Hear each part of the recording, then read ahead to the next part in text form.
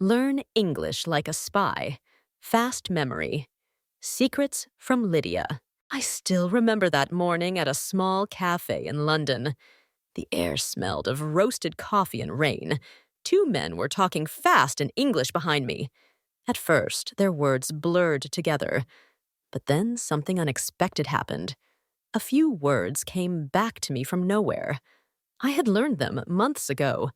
They reappeared in my mind like whispers returning from a dream. That moment changed everything. I realized memory was not only about effort. It was about emotion, rhythm, and connection. What if I told you that secret agents could master a new language in weeks? The Central Intelligence Agency once trained agents to remember entire codebooks in days. Their secret was not superhuman memory. It was method. Welcome to Learn English Listening. I am Lydia. And here, we do not just study English. We train the mind to listen, feel, and remember naturally. Before we go further, tell me in the comments which city you are listening from and what time it is there.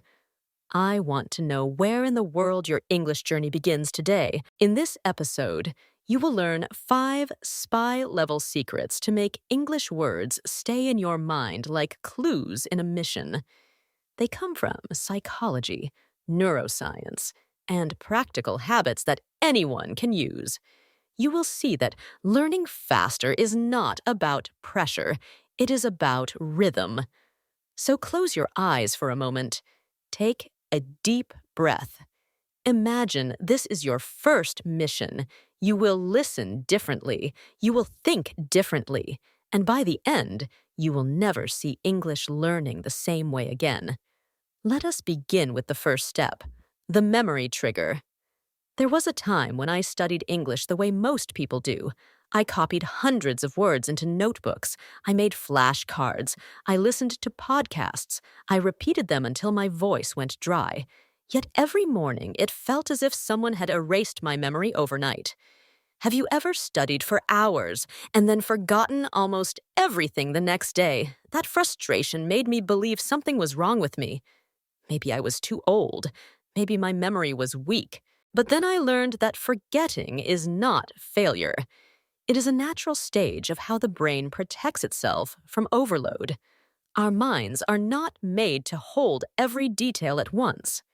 They prefer rhythm and space. Imagine pouring water into a glass that is already full. It spills. That is how the brain reacts when we push it too hard. It needs pauses to process what it learns. That is why spies never study for hours straight. They learn in short, intense bursts. Then they rest. During rest, the brain reorganizes what it has seen, almost like a librarian putting books back into place. The first lesson is this: you do not remember better by working harder. You remember better by creating the right emotional space. That is where the next secret begins. It is called the memory trigger. It uses the senses you already have to make English words come alive again. So before you move on, ask yourself, when was the last time you learned something that truly stayed in your mind? Was it because you worked harder, or because it touched you in a special way? Secret agents do not memorize through repetition alone. They use sensory connection. That is the essence of the memory trigger. Let us try it together. When you learn a new English word, link it to a sound, a color, or a smell. For example, when you study the word cinnamon, breathe in the scent of cinnamon tea. That smell will stay in your brain. Later, when you smell it again, the word will ring a bell. That phrase, ring a bell, means something feels familiar. The second method is the chaos drill. Spies train in noisy rooms with alarms and voices all around. Why? Because in the heat of the moment, they must focus on what matters. The same can help your listening. Play cafe sounds or rain noises while you study. At first, it may feel uncomfortable, but soon your focus will sharpen. You will catch English words even in noisy places. The third method is the mind palace. Imagine your home as a living dictionary. Each room holds a category of English words. The kitchen keeps food vocabulary. The living room holds verbs. The bedroom stores feelings. When you walk through these rooms in your imagination, your brain will store each word with space and context. That is how agents memorize secret maps and lists. Now, let us make it real. Close your eyes. Picture your own house. Choose one word you learned this week. Place it somewhere in your room, maybe near your bed, maybe on your desk. The next time you walk there in real life, see if the word appears in your mind again. Tell me in the comments. If your home had a secret English room, what word would you hide there first? I remember when I first tried the 10-minute learning cycle. I set a timer and promised myself not to sit for hours anymore. 10 minutes for listening, 10 minutes for writing, 10 minutes for speaking out loud, then rest. It sounded too simple to be powerful. But after 3 days, something shifted. Words I had struggled with suddenly came to me. They flowed naturally. That night, I was listening to a movie without subtitles. A line came up that I had never focused on before. Yet my mind finished it before the actor did. It was not magic. It was rhythm. I had entered what scientists call a train of thought, the natural flow of connected ideas. When you learn in rhythm, your mind links knowledge into a single stream. You no longer force memory. You let it happen. Then came what I call my light bulb moment. I realized I had been treating English like a mountain to climb instead of music to dance with. When I moved with the rhythm, the mountain disappeared. If you could change one habit in your English practice this week, what would it be?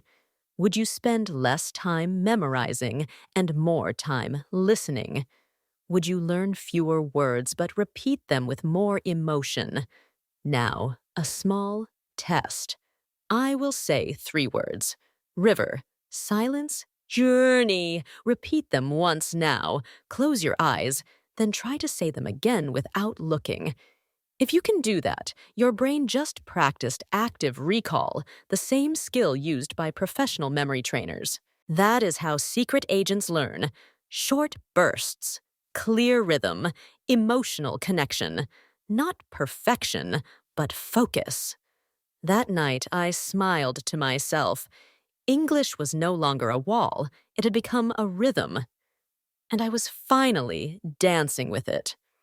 The truth is, your brain is not broken. It is only tired of pressure. Every forgotten word is not a failure. It is a signal that your brain is reorganizing. Learning English is not climbing a cold mountain. It is walking through a garden. Each flower is a word you have met before. Some bloom again after a little rain. When I learned to forgive my forgetting, everything changed. I stopped fighting my mind and started listening to it. Some days I studied 10 new words.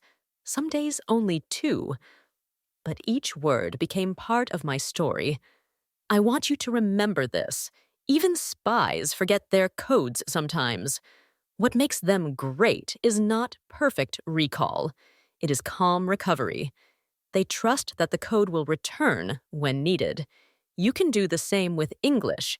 Now I would love to know, what English word or phrase has stayed in your memory the longest? And why?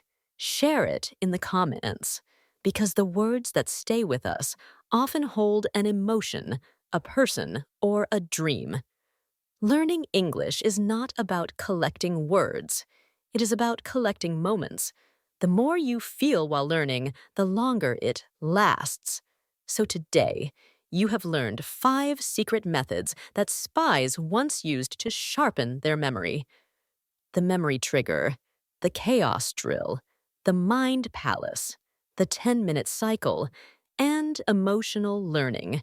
Each one can turn your daily practice into a living adventure. At this moment, You stand between comfort and growth. Which path will you take? Will you stay in the routine that feels safe? Or will you start experimenting with curiosity and rhythm? Share in the comments which secret you will try first. Someone reading your story might be struggling right now. Your experience could give them courage. Next week, I will guide you through what I call the morning reset.